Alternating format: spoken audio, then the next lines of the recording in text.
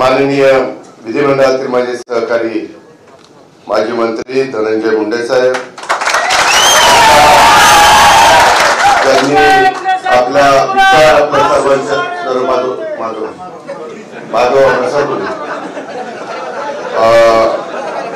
त्यांनी आता आपले विचार मांडले आणि अनेकदा मला वाटतं 4 टर्मला मी विधिमंडळामध्ये एकत्र काम केलेलं आहे. कारण भीमराव धोंडे साहेब निवडून आलेले ते भीमरावजी धोंडे साहेब, माजी आमदार बाळासाहेब वाजपेयीजी, विद्यमान आमदार विजयसिंह पंडितजी, राजेश्वर चव्हाण, अजय धोंडे, कल्याण आखाडे, संध्या सोनवणे, रुपेश बेजरे, अक्षय गायकवाड, काका शिंदे, विश्वास नागरगोजे, भाऊसाहेब बराटे, दीपक डुंबरे.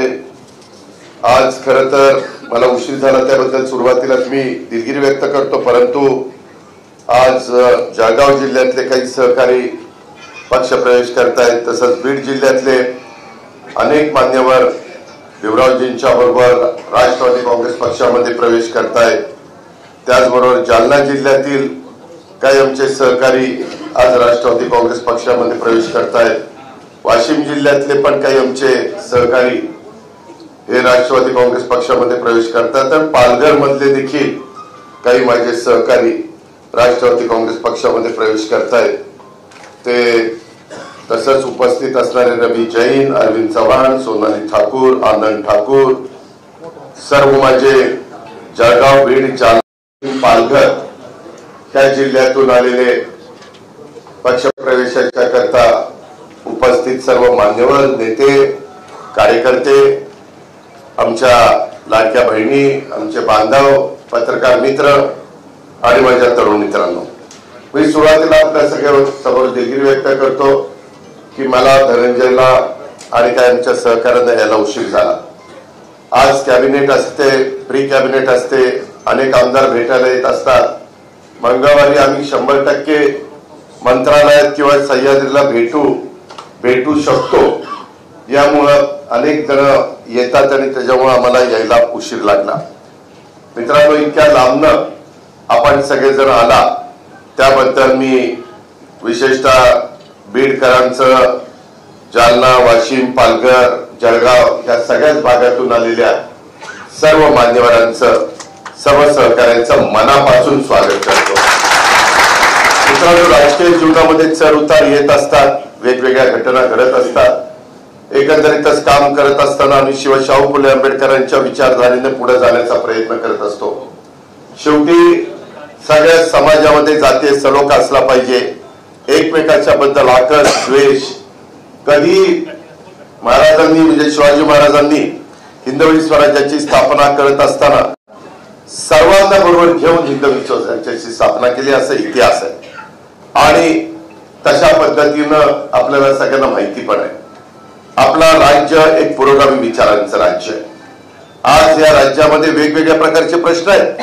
मधल्या काळात निर्माण झाली आणि पुन्हा माझ्या बळीराजाला उभं करत असताना, बळीराजाला सावरत असताना, बळीराजाला आधार देत असताना त्यामध्ये देवेंद्र फडणवीस साहेब आणि आमचे एकनाथराव शिंदे आम्ही सगळ्यांनी मिळून महायुतीच्या सरकारच्या माध्यमातून 32,000 कोटीचा पॅकेज दिला.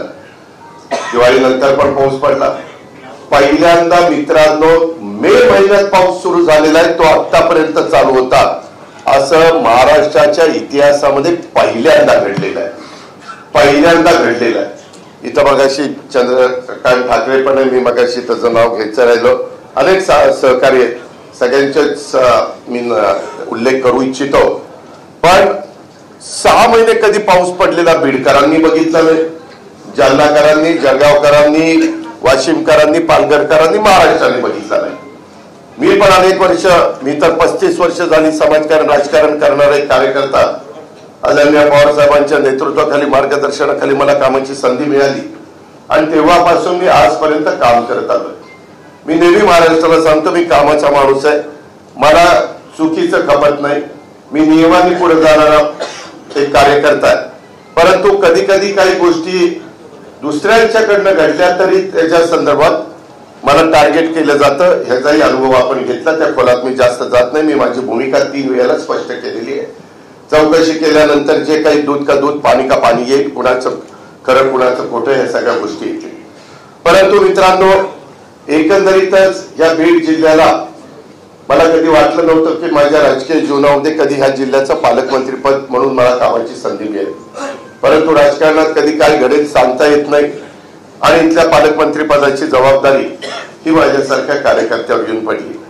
मी तेव्हापासून ठरवलं की भीमराव धोंडे साहेबांनी सांगितलेली वस्तुस्थिती खरी आहे की एकंदरीतच ह्या भागातला मोठ्या प्रमाणावर मजूर हा ऊसतोड करता महाराष्ट्राच्या वेगवेगळ्या भागामध्ये जाऊन 6-6 महिने स्वतःचा संसार, मुलं बाळ प्रपंच सगळं तिकडे घेऊन कुठं कोप्यामध्ये राहतो, कुठं फळामध्ये राहतो आणि अशा पद्धतीने स्वतः पोटाची खळगी भरण्याचं काम करतो. त्याच्याकरता प्रत्येकाने आपापल्या परीने प्रयत्न केला. स्वर्गीय गोपीनाथ मुंडे साहेबांनी प्रयत्न केला, त्याच्यामध्ये धनंजयनी प्रयत्न केला, त्याच्यामध्ये भीमरावजी धोंडे असतील, त्याच्यामध्ये बाळासाहेब आजबे असतील, विजय सिंह असतील, पंडित किंवा आमचे प्रकाश सोळंकी असतील, अनेकांची नाव घेता येतील, पंकजाताई असतील. मी त्याच्यामध्ये सर्वांनी त्यांच्या त्यांच्या पद्धतीनं प्रयत्न केला. परंतु आज देखील आता बैलांनी ऊस वाहन कमी झालेलं आहे. आता आम्ही त्याला जुगार म्हणतो. ट्रॅक्टर आणि ट्रॅक्टरला माग अशी एक ट्रॉली लावतात आणि मोठ्या प्रमाणावर ऊस त्याच्यामध्ये आणतात. आता हार्वेस्टर निघाले.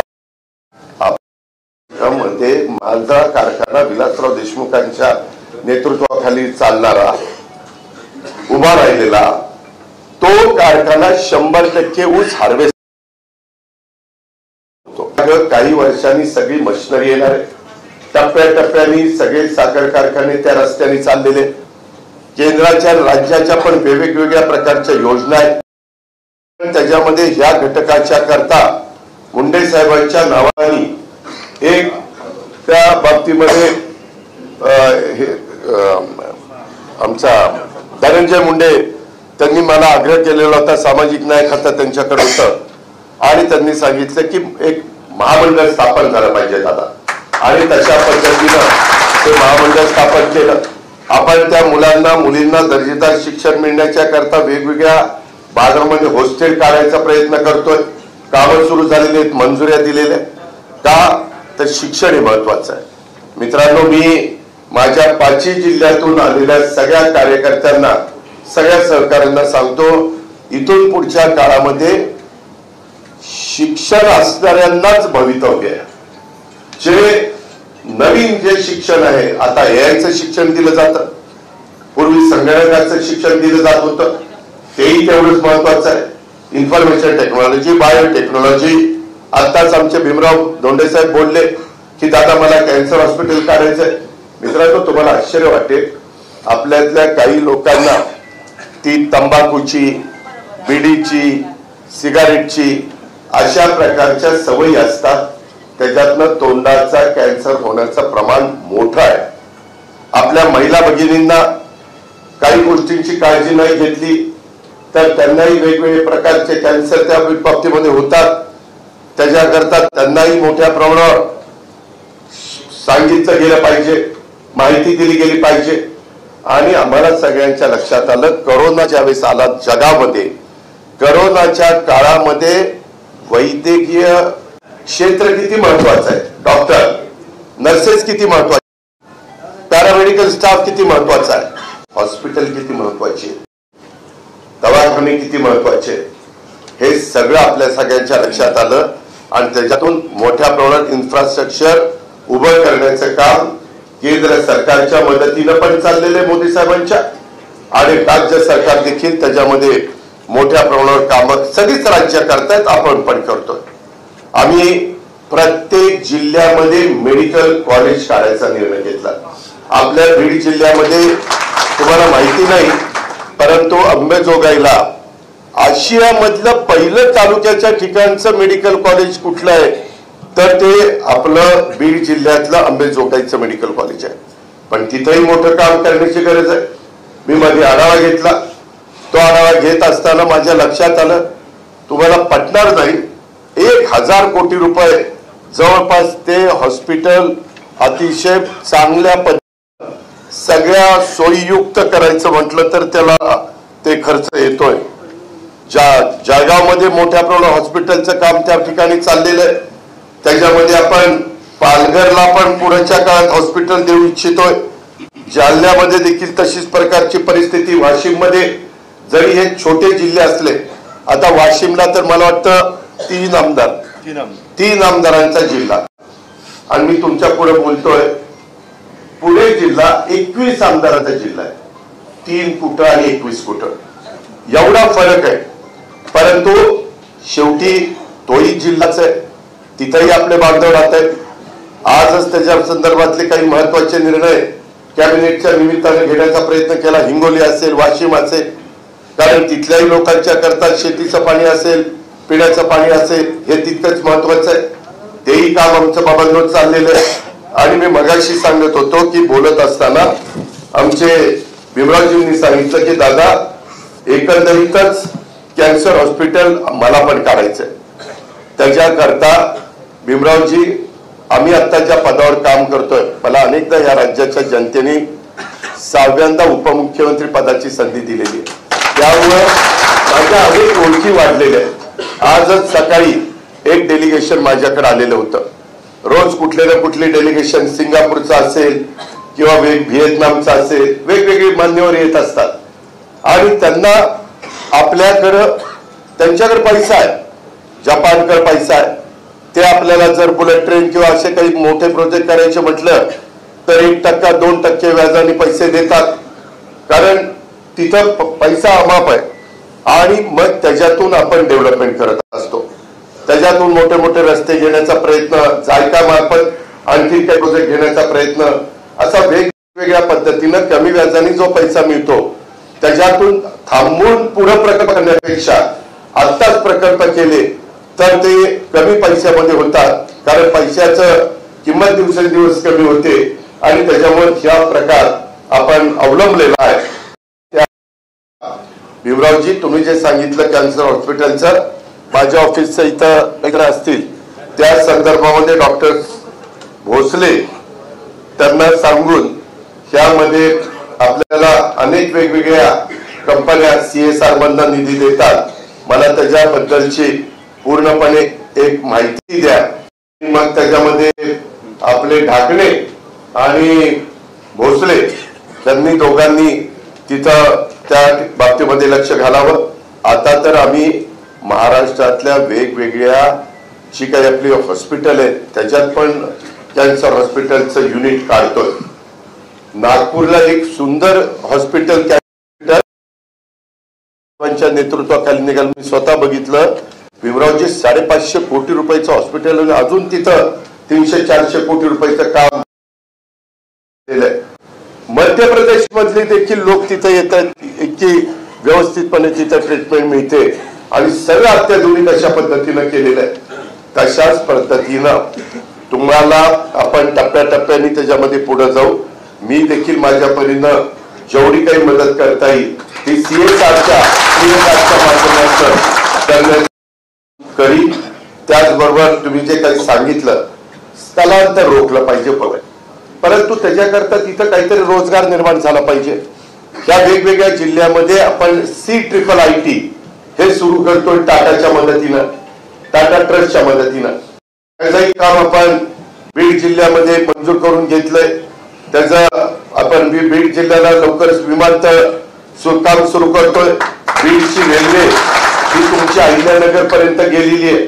आता आमचं हडपसरचं स्टेशन झालंय, लवकरच ती आपण इलेक्ट्रिक वर कशी चालेल हा प्रयत्न आमचा चाललेला आहे. सतत आम्ही पाठपुरावा करतोय आणि त्याच्यातून ती पुढे हडपसर पर्यंत येईल.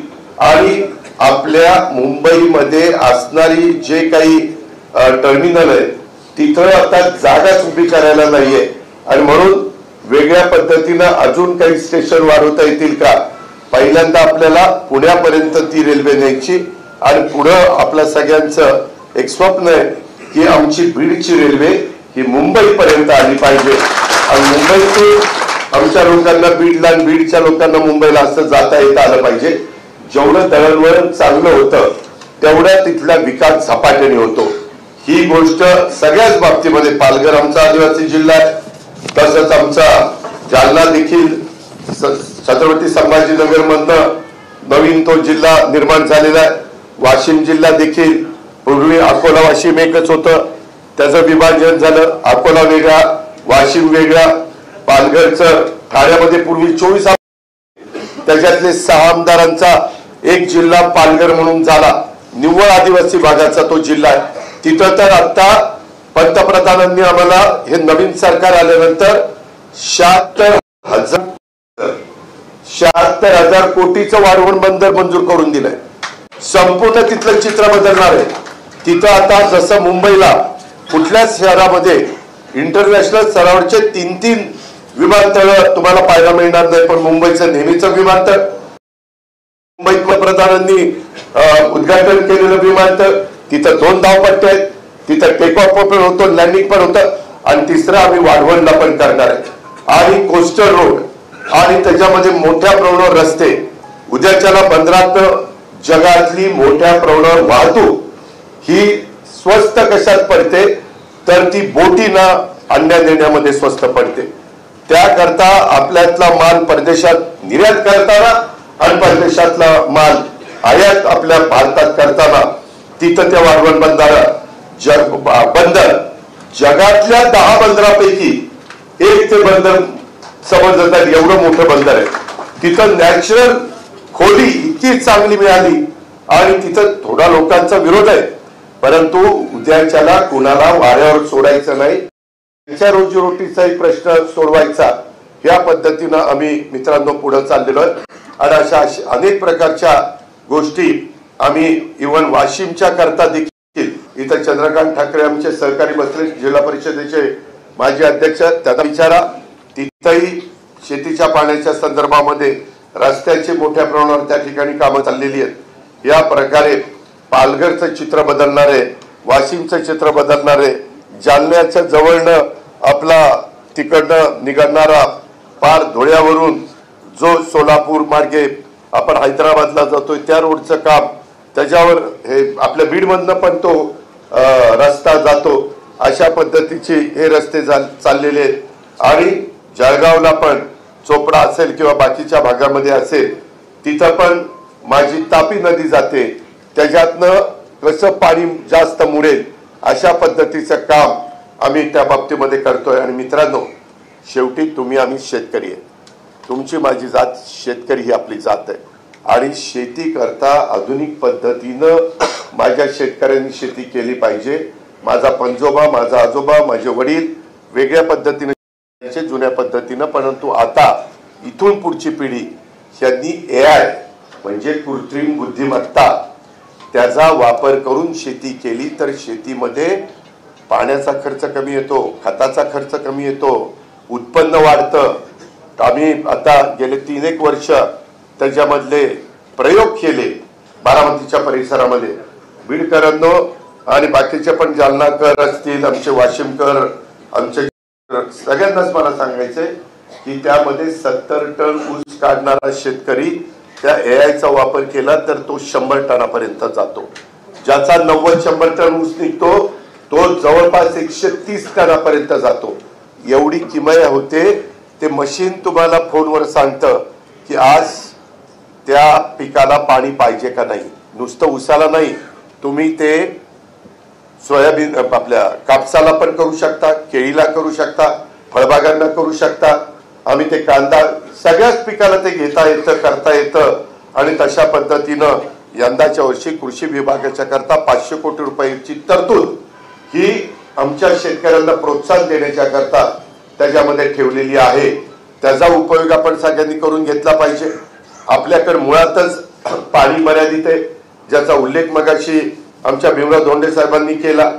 आणि हे स्थलांतर रोखायचं असेल तर तिथं उद्योगपतींना आणण्याच्या करता त्यांच्या विमानाची व्यवस्था, त्यांच्या करता रेल्वेची व्यवस्था, त्यांच्या करता रोडची चांगल्या प्रकारची व्यवस्था सुविधा, मग अधिकारी तिथं चांगले येतात, ते तिथं गुंतवणूक करतात. आणि माझी तुम्हाला दुसरी एक विनंती आहे, उद्याच्याला ते तिथं राहायला आल्यानंतर त्यांना त्रास नाही दिला पाहिजे. त्यामध्ये आम्ही पुण्यामध्ये किंवा इकडं आमच्याकडे इंडस्ट्री का वाढती, इथं रायगड जिल्ह्यातले पण काही माझे सहकारी आहेत, लोक रायगडला प्राधान्य देतात, पुण्याला प्राधान्य देतात. तिथं त्रास त्यांना तुलनात्मक कमी आहे. आपल्या इथं जरा वेगळं ऐकायला मिळतं, खरं का खोटं ते तुम्हाला माहिती. त्याच्यामुळं हे जे काही प्रकार चालतात, मग उद्योगपती कशाला तिथं गुंतवणूक करतील. हे परदेशातली लोक येतात आणि करोडो रुपयाच्या वेळेस गुंतवणूक करायचा प्रयत्न करतात. मला तर परवा एक डेलिगेशन आलं, ते सांगत होतं हल्दीराम आहे ना आपलं नागपूरचं, भीमरावजी, त्या हल्दीरामच्या मध्ये एक परदेशी कंपनी गुंतवणूक करती आणि त्यांच्याशी टायअप करती, 75,000 कोटी रुपये खर्च करते. 75,000 कोटी. मी म्हणलं एवढे? ते म्हणले हो, जगात सगळीकडे वेगवेगळ्या पद्धतीनं त्याचे शॉप्स काढायचे आणि हल्दीरामनी ते प्रोडक्ट सगळीकडे पाठवायचं. एवढं म्हणजे ह्या सगळ्या नवीन टेक्नॉलॉजीने जग मित्रांनो इतकं जवळ आलेलं आहे की कुठं काय खात्रीदिशी झालं तर तिथल्या तिथं लगेचच कळतंय. आता काल दिल्लीमध्ये एक वाईट घटना घडली, 1 मिनिटात सगळ्या देशाला कळलं की अशी अशी घटना घडली. त्याच्याबद्दलचा तपास अमित शाह साहेबांनी लक्ष घातलंय, पंतप्रधानांनी लक्ष घातलंय. त्याच्यात वस्तुस्थिती पुढे येईल, कोण त्याचा मास्टर माइंड आहे, कुणी काय केलं, कुठनं तशा प्रकारचं RDX आलं, इतकं RDX आलं कसं, कोण त्याला जबाबदार, ते सगळं पुढे येईल. परंतु माणसाचा जीव महत्वाचा आहे. अलीकडे तुम्ही बघता बिबट्या प्राणी किती त्रास देतोय, त्याही संदर्भामध्ये काही महत्वाचे निर्णय आम्ही घेतो. विशेषतः आमचा अहिल्यानगर असेल, पुणे असेल, नाशिक असेल, या भागामध्ये धुमाकूळ घातलाय आणि आपलीच लोक मोठ्या प्रमाणावर माझ्या बीडीची ऊस तोडायला जातात आणि त्या ऊसातच ती बिबट्याची पिल्ला असतात. म्हणजे पूर्वी कुठेतरी साप निघायचा, बरं आपण तोडायला कधी जातो, पहाटे 3 वाजता 4 वाजता तोडतात. तिथं काय करणार आहे, बिबट्या आहे का आणखीन काही आहे. आणि त्याच्यामुळं त्यांना इतकं सोपं झालंय बिबट्यांचा पैदास वाढायला. ते ऊसाची एकदा खांदी बांधणी झाली की वर्षभर आपण त्याला पाणी देत बसतो. त्या वर्षभरात त्या बिबट्याच्या माद्यात 2दा वितात आणि 4-4 पिल्ल देतात.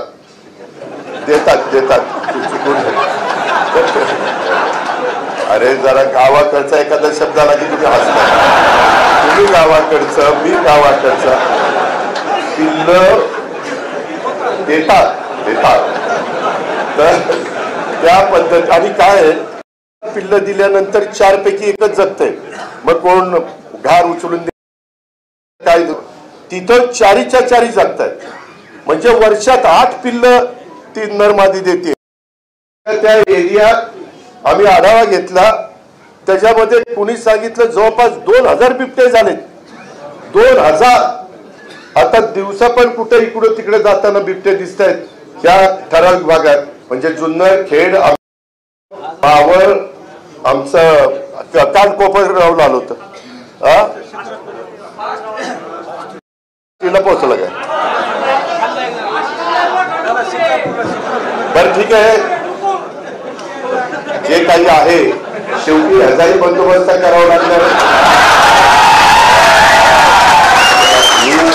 तुम्ही काहीतरी वेगळाच अर्थ त्यामध्ये आजच कॅबिनेट ऐका जरा, आजच आम्ही चर्चा केली की काय काय पद्धतीनं ह्या सगळ्या गोष्टीला आवर घालायचा. मित्रांनो, एकंदरीतच काम करत असताना कुणीही फार जर सत्तेचा गैरवापर करायचं म्हटलं तर फार काळ ते टिकत नसतं. मी तुम्हाला बजावतो, कारण अनेकदा आम्ही काम करत असताना केंद्रातली, राज्यातली, जिल्ह्यातली, तालुक्यातली, गावची सगळ्या सत्ता आमच्या लोकांच्या होत्या, परंतु तरी त्या सत्तेचा कधी आम्ही गर्व केला नाही. सतत पाय जमिनीवर ठेवून लोकांची कामं करण्याचा प्रयत्न केला आणि त्याच्यामुळं 8-8 वेळेला लोक लाखाच्या मताने निवडून देतात. याचा अर्थ कुठंतरी आम्ही काम केले म्हणून समाज आम्हाला निवडून देतोय. आपल्याला कशा पद्धतीनं बदल करायचा आहे, आपल्याला इथला जो कारखाना आहे आमच्या भीमराव धोंडेंच्या नेतृत्वाखाली मागे चालणारा, त्याच्यात काही अडचणी आलेल्या आहेत, त्याच्यामध्ये केंद्राची मदत लागणार आहे. ते अमित शाह साहेबांच्याकडे जावं लागणार आहे. आपल्याकडं आता पूर्वीच्या तुलनेमध्ये ऊसाचं क्षेत्र वाढायला लागलेलं आहे. शेतकरी मोठ्या प्रमाणावर देण्याच्या करता प्रोत्साहन देतोय. त्याच्यावर त्या पाण्याचा जर नीट उपयोग केला आणि ठिबकच्या धर्तीवर आपण ठिबकनी त्या ऊसाला किंवा त्या पिकाला ते पाणी दिलं तर आपलं उत्पन्न त्या ठिकाणी वाढतं. आणि म्हणून त्या कृषी खातं आमच्याकडेच राष्ट्रवादीकडे आमचे दत्तामामा भरणे त्या खात्याचे मंत्री आहेत. अशा प्रकारे वेगवेगळ्या माध्यमातून आपल्याला पुढे जायचं आहे. ते पुढे जात असताना सहकार खातं पण आपल्याकडे भीमरावजींनी सांगितल्यानंतर मी लगेचच साखर आयुक्ताला फोन केलेला होता. परंतु साखर आयुक्तांनी सांगितलं की दादा आता हे आपल्या हातात राहिलेलं नाहीये, हे केंद्राच्या हातात राहिलेलं आहे. त्याच्यावर केंद्रानं आपल्याला ह्या सगळ्या गोष्टी कराव्या लागतील अशा पद्धतीनं आम्हाला त्यांनी सांगितलेलं आहे.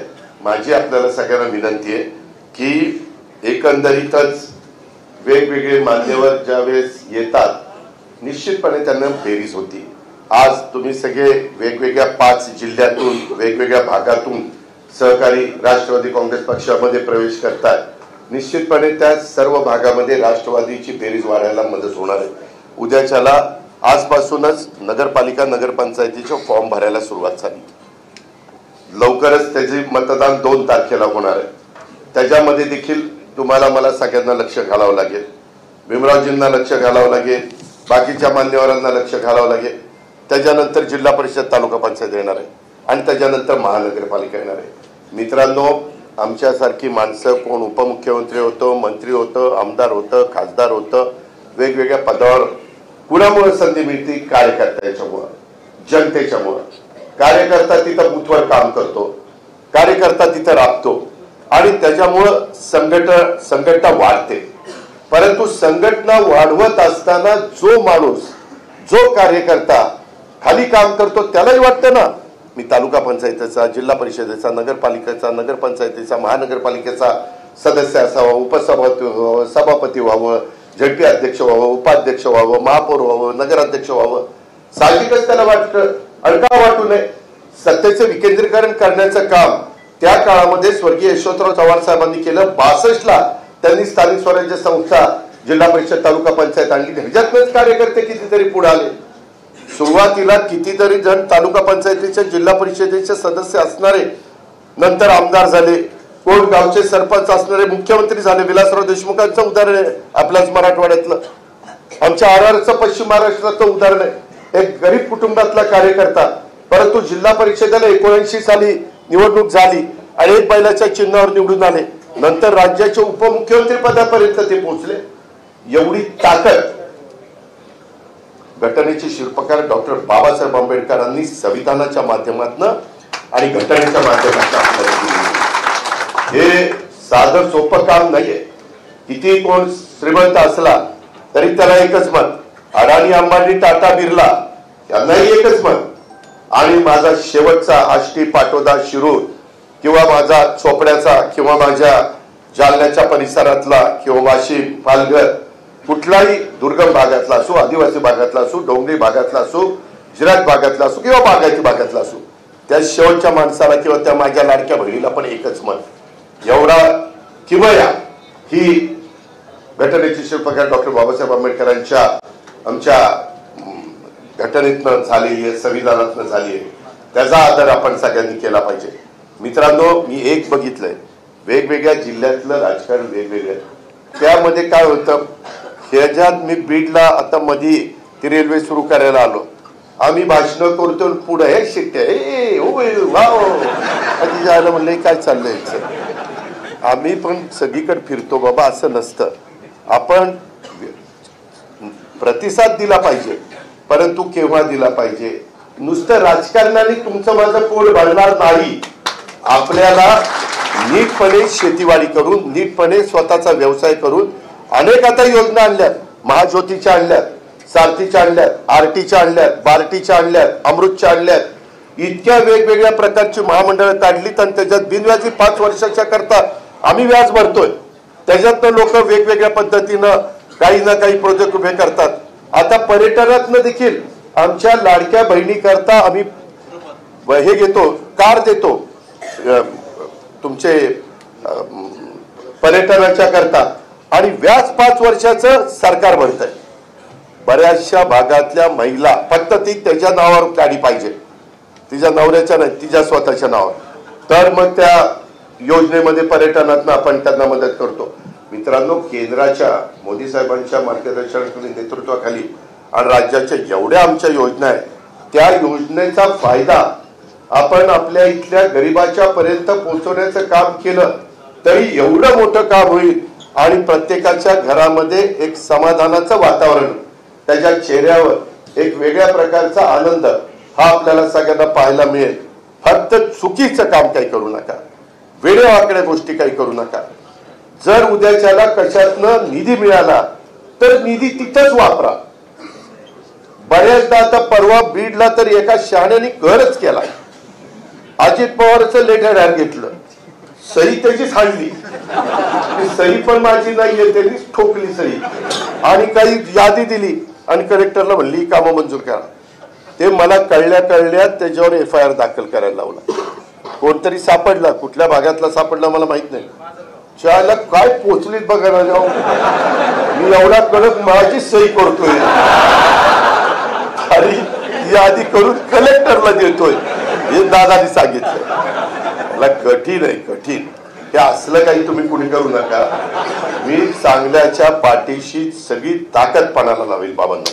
पण तुम्ही चुकीचं केलं आणि म्हटलं की दादा आता इथं चुकले, एकदा या पदरात घ्या, तर पदर फाटून गेलाय, पदरात काही घेणार नाही आणि धोत्रात पण काही घेणार नाही. अरे आता धोत्र पण कमी झाले, टोप्याही कमी झाल्या, परंतु तुमच्याबद्दल आम्हाला आदर आहे, आम्हाला अभिमान आहे.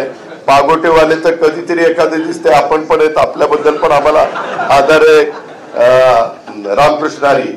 त्याच्यामध्ये मला एवढंच सांगायचं की शेवटी आपण ग्रामीण भागातनं समाजातनं पुढे आलेलो कार्यकर्ते आहेत आणि त्याच्यामुळं आपल्याला ह्यातल्या बारीक सारीक गोष्टी माहिती आहेत आणि आपण आपल्या पद्धतीने ते सांगायला जातो. म्हणून मित्रांनो, आज मला खरं तर भीमरावजींनी सांगितलेलं होतं तिथं कार्यक्रम घ्यायचा.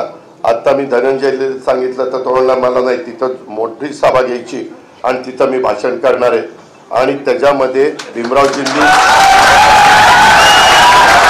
असं सांगितलं. तर भीमरावजींनी म्हणले की दादा इथंच येतो, कारण वेळ पण क्या मी आता तिकीट कुठल्या साहेबाला. त्याच्यामध्ये या सगळ्या गोष्टी करत असताना माझी एवढीच विनंती आपल्याला सगळ्यांना, आपण चांगल्याच्या पाठीशी ताकद उभी करण्याचं काम करू. आपण एकमेकाच्या बद्दल आदर, जे आपल्या बाप दादाने आपल्याला प्रत्येकाचा रिस्पेक्ट करायला शिकवलेला आहे, वडीलधाऱ्यांचा आदर करायचा, सन्मान करायचा, अशा पद्धतीनं आपण एकमेकाशी वागूया. आया बहिणींशी देखील त्यांचा मान सन्मान अशा पद्धतीनं ठेवला पाहिजे. तिथंही एक चांगलं वातावरण, कायदा सुव्यवस्था बिघडणार नाही अशा प्रकारचा प्रयत्न माझा चोपडा, जळगाव, बीड, जालना, वाशिम, पालघर या सगळ्या महाराष्ट्रातल्या सगळ्या भागातल्या माझ्या सहकारी मित्रांनी केला पाहिजे, आमच्या मान्यवरांनी केला पाहिजे. अशा प्रकारची मी आपल्याला सगळ्यांना विनंती करतो. आणि एकंदरीतच हे सगळं काम करत असताना आमच्या भीमराव धोंडे साहेबांची शिक्षण संस्था देखील अतिशय चांगल्या प्रकारे त्यांनी चालवलेली आहे. त्याच्यामध्ये त्यांनी तसं बघितलं तर 78ला राजकारणामध्ये प्रवेश केला. पहिल्यांदा ते विधानसभा निवडणुकीमध्ये त्यांना अपयश आलं, पण 80 मध्ये त्यांनी तुमच्या आष्टी विधानसभा मतदारसंघातनं अपक्ष निवडून आले आणि मग त्यांनी काही मागं वळून बघितलं नाही. मला वाटतं 83 साली अंतोले साहेब मुख्यमंत्री म्हणजे त्या काळात असताना त्यांनी काँग्रेस पक्षामध्ये प्रवेश केला आणि 85ला ते काँग्रेस पक्षाच्या तिकिटावर विजयी झालेले होते. 2002-03 मध्ये आपल्या आष्टी तालुक्यातल्या जमिनीचं भूसंपादन लष्कराच्या काही कामाकरता मोठ्या प्रमाणावर करण्यात येणार होतं, ते होऊ नये म्हणून त्यांनी आष्टी ते दिल्ली असा 1400 किलोमीटरची पायी मोर्चा काढला आणि त्याच्यामध्ये त्या काळामध्ये मला वाटतं 2000 नागरिक जवळपास सहभागी झालेले होते. आणि धोंडे साहेबांच्या या आंदोलनामुळं आष्टी तालुक्यातील जमीन घेण्याचा निर्णय केंद्र सरकारने रद्द करावा लागलेला आहे. अशा पद्धतीनं एखादी गोष्ट आमच्या भीमराव धोंडे साहेबांनी मनामध्ये घेतली तर ती कडेला द्यायची, तिचा पूर्णपणे त्याच्यातनं रिझल्ट घ्यायचा अशा पद्धतीनं त्यांचं त्या ठिकाणी काम आहे. त्यांनी एकंदरीतच मला वाटतं 83 साली त्यांनी पहिली शिक्षण संस्था काढली आणि आता त्याचा वटवृक्ष झालेला आहे. त्यांची शाळा आणि महाविद्यालय जवळपास 100 अंदाज आणि त्या युनिटमध्ये 5000 कर्मचारी त्यांचं काम करतात. विचार करा, 5000 कर्मचारी काम करतात म्हणजे किती मुलं मुली शिकत असतील. किती शिकतात हो? 40,000 मुलं मुली शिकतात. आज 40,000 मुला मुलींना उद्याच्या काळात त्यांना त्यांचा पाया उभा करण्याच्या करता, त्यांना चांगल्या प्रकारची नोकरी देण्याच्या करता अशा पद्धतीनं त्यांचं काम आहे. सामाजिक योगदान देखील त्यांचं मोठं आहे. आपल्या भागामध्ये मोठं त्यांनी मला सांगितलं की अजित पवार, मला 500 खाटांचं कॅन्सर हॉस्पिटल सुरू करायचंय. हे त्यांचं मनोदय, हे त्यांचं स्वप्न आहे. अशा पद्धतीनं हे सगळे माणसं एकदम एकंदरीत ताकदीची माणसं आहेत. मी एवढंच सांगतो, आज जे जे मान्यवर राष्ट्रवादी काँग्रेस पक्षाच्या मध्ये प्रवेश करतायत, आजपासून एकंदरीतच मी तुमच्या सर्व सहकाऱ्यांना सांगतो, तुम्हाला सगळ्यांना बळ देण्याचं काम हे पक्ष करेल. पक्षात तुमचा सगळ्यांचा योग्य मान सन्मान त्या ठिकाणी ठेवला जाईल, आदर ठेवला जाईल. ही गोष्ट देखील मी सांगतो. कुठं काय कशा पद्धतीनं संधी द्यायची त्याच्या संदर्भामध्ये देखील तुम्ही काळजी करू नका. उद्याच्या जानेवारी पर्यंत या सगळ्या निवडणुका होणार आहेत. आचारसंहिता वेगवेगळ्या भागात आहे, परंतु हे आज पक्षप्रवेश करतायत. ह्याच्यातल्या काही सहकारी मित्रांना स्थानिक स्वराज्य संस्थेमध्ये देखील उमेदवारी देण्याचा प्रयत्न आम्ही ह्या वाशिम, पालघर, आमचं जालना, बीड आणि जळगाव ह्या भागातल्या माझ्या सहकारी मित्रांच्या बाबतीमध्ये केलं जाईल. मी आपल्याला सगळ्यांना पुन्हा सांगतो, एक चांगल्या प्रकारचा निर्णय ह्या 5 जिल्ह्यातल्या मान्यवरांनी घेतला, कार्यकर्त्यांनी घेतला. पक्षाचा कार्यकर्ता हीच खऱ्या अर्थाने ताकद असते, तोच खऱ्या अर्थाने पक्षाचा कणा असतो. पक्षाच्या नेत्याच्या मागे जर कार्यकर्ता नसला तरी त्या नेत्याला किंमत नसते, याची जाणीव आम्हाला सगळ्यांना आहे. आणि त्याच्यामुळं आपण त्याबद्दल कुठल्याही प्रकारची शंका कुशंका मनामध्ये आणू नका. आज तुम्ही सगळेजण राष्ट्रवादी काँग्रेस पक्षाच्या परिवारामध्ये सामील झालेल्या सर्व मान्यवरांचं, पदाधिकाऱ्यांचं, कार्यकर्त्यांचं मी मनापासून स्वागत करतो. राष्ट्रवादी काँग्रेस पक्ष हा कायम कष्टकरी, शेतकरी, आदिवासी, मागासवर्गीय, महिला, वंचित, दुर्बल घटकांच्या सह त्याचबरोबर अल्पसंख्याक या सर्वसामान्यांच्या सोबत राहिलेला आहे. कालही राहिला होता, आजही राहतोय आणि उद्याही राहणार आहे, याची ग्वाही मी आपल्या सर्व मान्यवरांना या निमित्तानं देतो. कुठल्याही परिस्थितीमध्ये विकास कामाच्या करता जे काही गरजेचं आहे त्याच्याकरता निधीची कमतरता पडणार नाही, अशा प्रकारचं नियोजन हे अर्थमंत्री म्हणून माझ्याकडनं त्या ठिकाणी केलं जाईल. ही पण ग्वाही मी आपल्या सर्व सहकाऱ्यांना देतो. आज त्या जिल्ह्यामध्ये बाळासाहेब वाजपेयींचं पण त्यांना मागचे 5 वर्ष कामाची संधी मिळाली. त्यांच्याही काळामध्ये मी बरेच काही आष्टी पाटोदा शिरूरला देण्याचा प्रयत्न केला. आता बाकीचे सगळे भीमरावजी आणि इतर सगळे तुम्ही आलेला आहात, तुम्हाला पण तशाच पद्धतीनं आम्ही मदत करू. परंतु मुलांना शिकवा, मुलींना शिकवा, त्यांना चांगल्यातलं चांगलं शिक्षण घेऊ द्या. आपण शिक्षणाच्या करता एवढ्या सवलती देतो की गरीबातल्या गरीब घरामध्ये जरी मुलगा मुलगी जन्माला आले तरी त्याला त्यांच्या मनासारखं शिक्षण मिळालं पाहिजे. ही भूमिका आमची आहे, ती भूमिका महायुती सरकारची आहे आणि त्याच्यात फायदा सगळ्यांनी उचलावा अशा प्रकारचं आव्हान मी आपल्या सर्वांना करतो. आज ज्यांनी जे जे प्रवेश करणार आहेत त्या सगळ्यांचं, भीमरावजींच्या सहित सर्व मान्यवरांचं मनापासून राष्ट्रवादी काँग्रेस पक्षामध्ये स्वागत करतो आणि या ठिकाणी थांबतो. जय हिंद, जय महाराष्ट्र, जय राष्ट्रवादी.